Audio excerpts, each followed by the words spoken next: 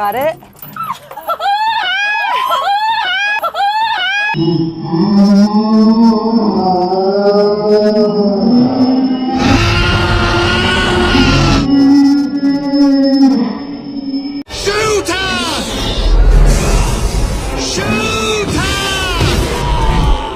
Okay, so yesterday was a giant leap for womankind. Jeffrey Bezos and his space company, Blue Origin, decided to launch a rocket into space with a crew of entirely females. A group composed entirely of female animals. It's not possible. Except for Pete Burns, of course. I'm joking. Pete Burns is dead. That is, of course, Jeff Bezos' side-hoe, home-wrecking little bundle of Botox. And she was joined, as I said, by an entirely female crew. There were 6 of them in total, each more vacuous and irrelevant than the last. 1, 2, 3, taking up space! It was Gail King, Katy Perry. What's a Katy Perry, said everyone under the age of 35. And some other boffins that nobody cares about. An all-female crew. Well, I say crew, they were really passengers. They weren't flying the thing. That was all those dudes down there at ground control. Nonetheless, they did boldly go where, you know, only several hundred men and just under 100 women. Monkeys, apes, dogs, cats, frogs, fruit flies. Point is, you can now add to that long, long list the names of Katy Perry and Pete Burns, Lauren Sanchez, Gayle King, the other ones, because they all went into space for about 4 minutes. Tamir's in space. F-16s, please. Who's Daniel Boland?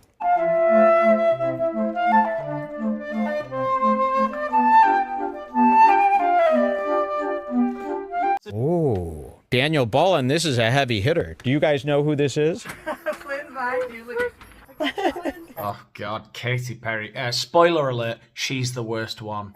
Flynn, I gotcha. She spent 4 minutes in space and used all of that time to stare into this camera and, unbelievably, promoting her tour.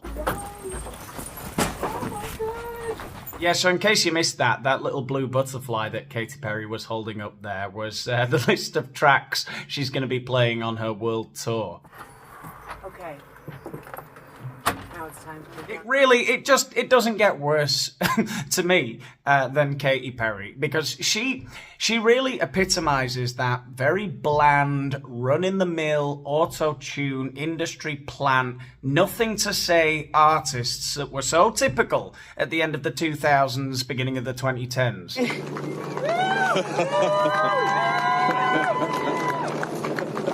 Katie!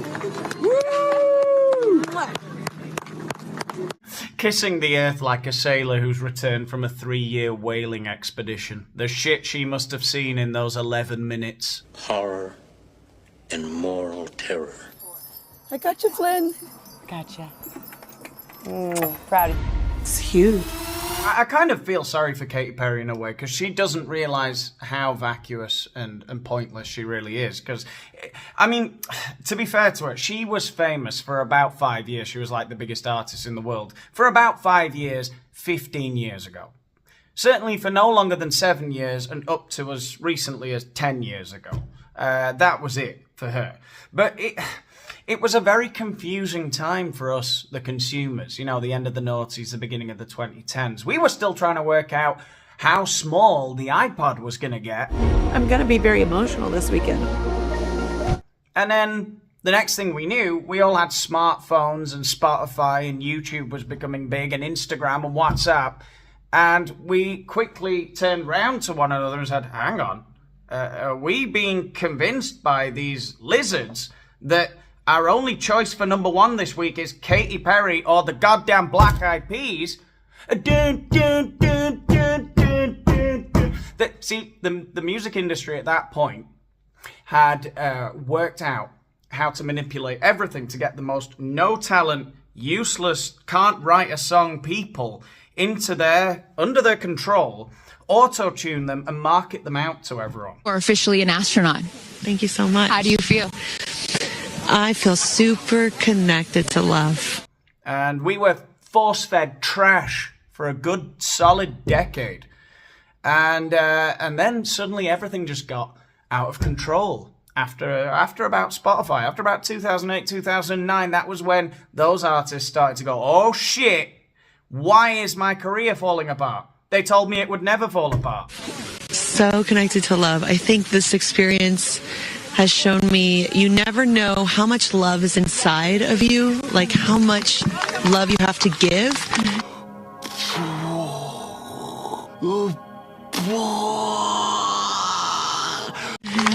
And how loved you are until the day you launch. That is so gay.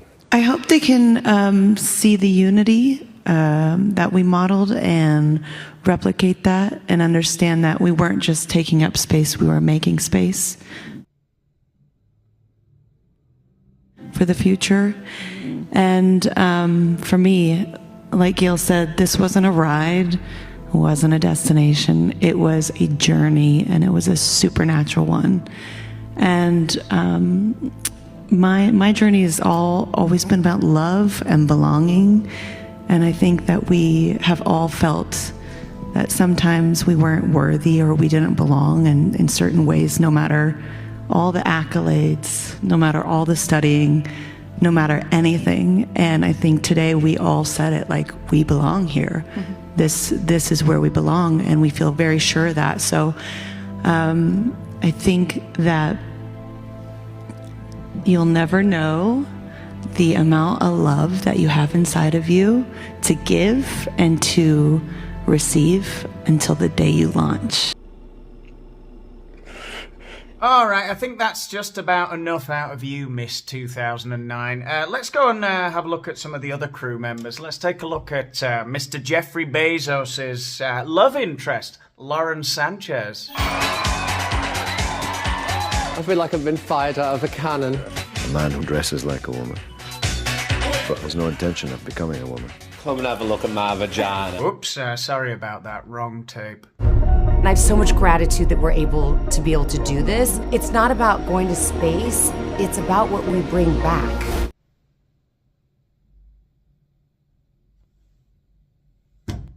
We're so connected, more connected than you realize, because you just see right here, you see states and all these things that divide us, but we're not. This journey really is about healing. It's just that my healing takes me to the stars. It's never too late to fulfill your dreams. All of them said, I think you should do it. All of them, much to my surprise, including Oprah. It's a big journey. You know, it's staggering to me, the alarming amount of people that I encounter in the world that don't seem to have ever really fleshed out a real personality for themselves. And, maybe I overthink things a little bit. This probably doesn't help me that I see the world like that. It doesn't help with small talk, because I feel like I'm just copying everyone if I talk about the weather. And I'm like, shut up, Danny, shut up, say something interesting, right? But there are some people who just get by in the world without ever really having a thought, I believe. How old is Lauren Sanchez here? Judging by the amount of formaldehyde in her chops, she must be at least 1,000. But how has she got to whatever age she is and thinks that it's an insightful thing to say after you've been in the sky for 10 minutes to go, there are all these things that divide us and stuff, but they're not really there. We all heard the song when we were 5 years old, From a Distance. The world looks blue and green. You remember that horrible song? I do. Still cringe when I think about it. We had to sing it in assembly. This is what bothers me, because I've certainly read some of the things online, coming from people that I know, that I like, that I consider friends. And this is what I would say to that.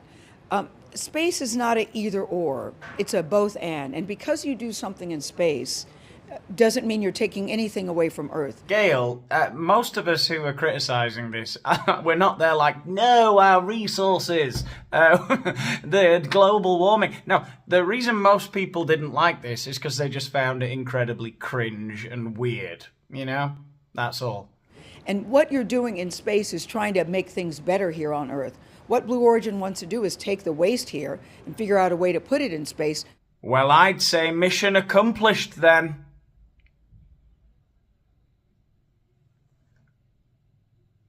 To make our planet cleaner. I mean, Jeff Bezos has so many ideas, and the people that are working there are really devoted and dedicated to making our planet a better place. That's number one. Number two, have you been? Oh yeah, that's a good point actually, Gail. All of us peasants giving our opinion on going into space when we haven't even been into space. Way to flex. Have you been? If you've been and you still feel that way after you come back, please let's have a conversation. That's another weird thing that people that people often say, you know, then I'll have the conversation, right? Under these circumstances, then I will. I'd love to sit down and talk to you. What do you mean? You mean if another person went to space and came back and still thought that what you did was really weird and cringe, you'd want to sit down and have a conversation about that? What do you mean, Gail? Number three, please don't call it a ride. That is not a friggin' ride. Whenever a man goes up, you have never said to an astronaut, boy, what a ride. You know, we duplicated the same trajectory that Alan Shepard did back in the day, pretty much.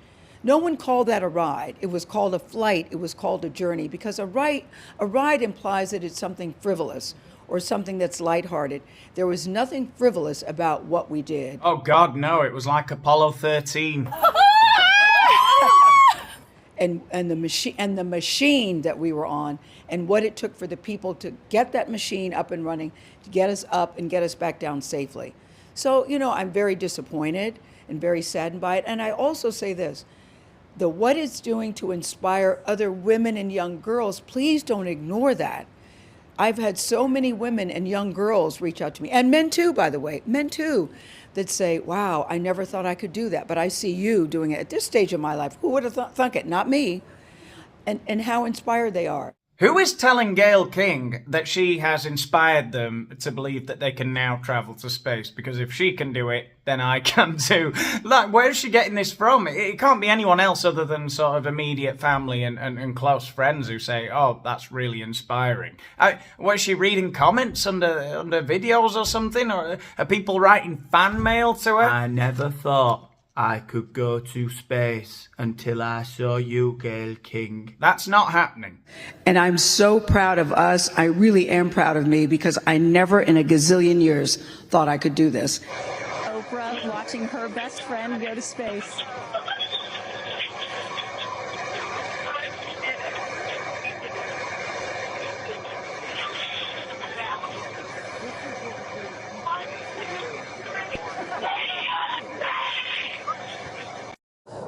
More so, she is stepping so far out of her comfort zone.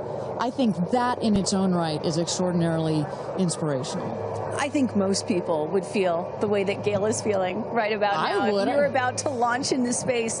You know, one of the things that I find so refreshing is that, you know, back in the early days of human spaceflight, you had the Mercury astronauts, and they were all white male military test pilots, and they all had to have the right stuff. You could never talk about nerves or being nervous or your feelings or stuff like that. That was the wrong stuff. But now, in 2025, it is the right stuff to be like Gayle King and talk about those concerns and fears and excitement that you have before launching into space like that. And that really shows you just how much the human spaceflight experience has changed over the last half century. Yeah, really makes you think, doesn't it? I think that's all I've got time for in today's video. I think that's all there is to say about it, isn't it? If you've enjoyed the video, give the video a like. Let the universe, let the algorithm know what a lovely time you've had. Subscribe to the channel if you haven't done so already. And check out on my social media under here to find out when I bring out a new video. Follow me on Instagram, on X, all those places. And if you want to help out with the channel even further and get some access to some exclusive videos, then you can join my Patreon. The link is all under this video. I will See you in the next one. Let's look at the outro video. That's going to be fun. Is back from lunch and is starting with household pets and would like to see 149 through 150. Okay, call a locket on the chest. Oh, no, we're gonna. Owner.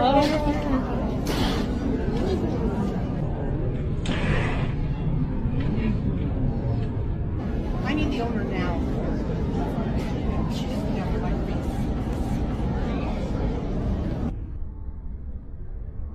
Come on, sweetheart, die. What's your plant called? Bastard.